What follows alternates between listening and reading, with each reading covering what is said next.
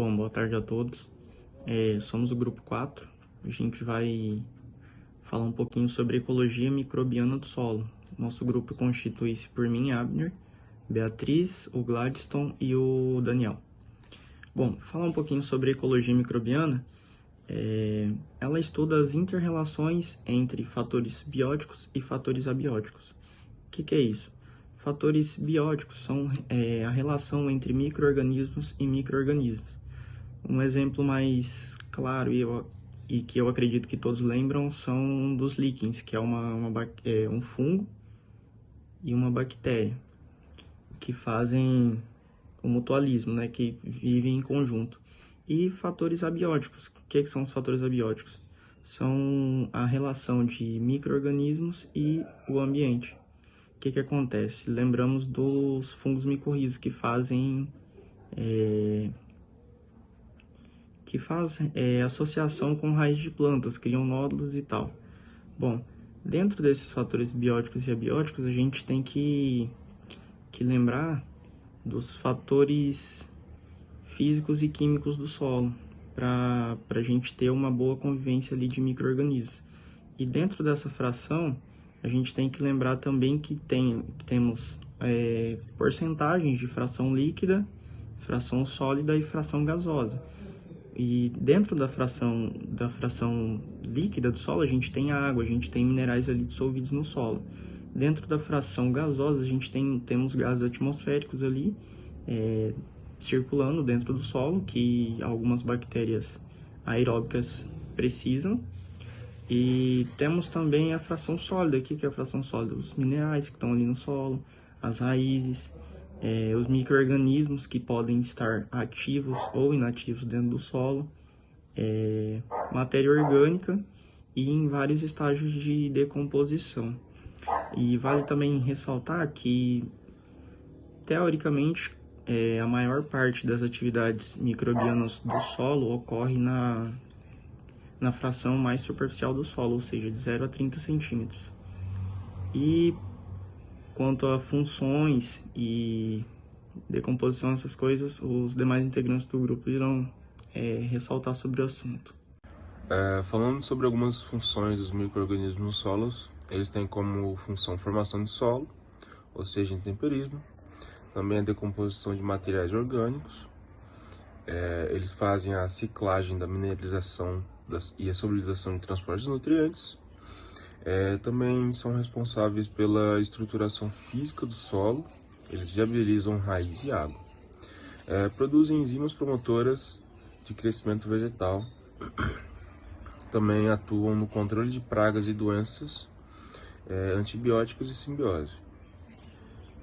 Também atuam na descontaminação e biorremediação e fazem parte de toda a ciclagem do carbono, do nitrogênio e do enxofre. Bom, eu vou falar sobre as interações de micro-organismos. Primeiramente, a gente tem 3 tipos. Ela pode ser neutra, pode ser benéfica ou pode ser maléfica. Neutra, como o próprio nome diz, ela não vai causar nenhum prejuízo, um benefício para nenhuma dos micro-organismos envolvidos.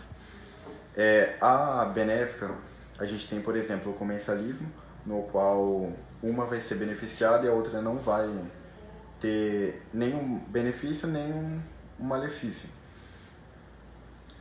Também possui o mutualismo, no qual as duas espécies vão ser beneficiadas, e a simbiose. A simbiose ela é um tipo de mutualismo, no qual essa interação é obrigatória, E na interação maléfica, a gente tem como, por exemplo, o antagonismo, a predação, o parasitismo e a competição. O antagonismo é quando uma espécie limita a sobrevivência da outra. A predação, como o próprio nome diz, uma espécie vai acabar predando a outra. A competição, as duas vão competir para ver qual vai sobreviver. E qual que ficou faltando pra falar?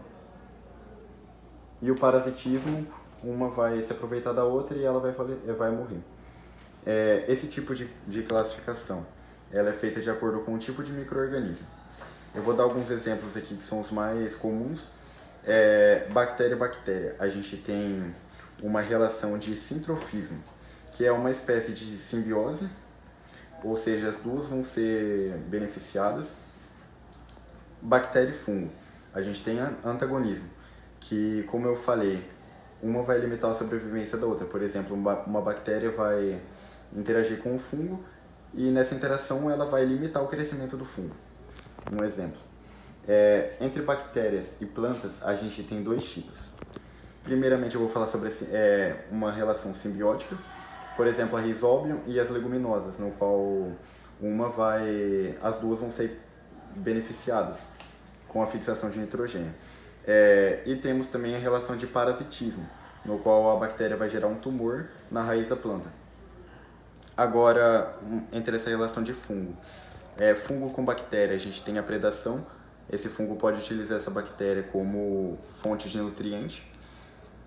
Fungo com fungo, a gente tem uma relação de antagonismo, como já expliquei, né?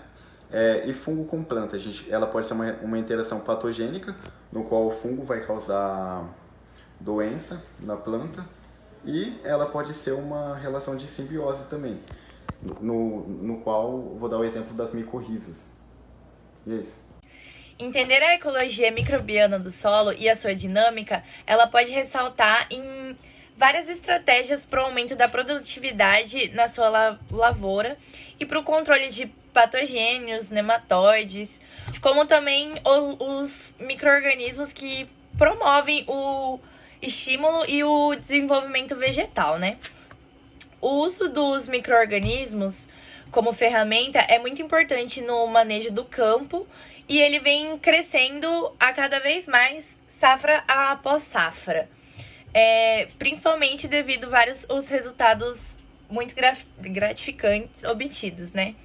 Então, e sendo assim, também a sua compreensão das suas relações ecológicas e do seu mecanismo de sobrevivência, ele é muito fundamental para restabelecer o equilíbrio e para elevar a produtividade de uma forma muito mais sustentável no solo e no meio ambiente que vivemos hoje em dia.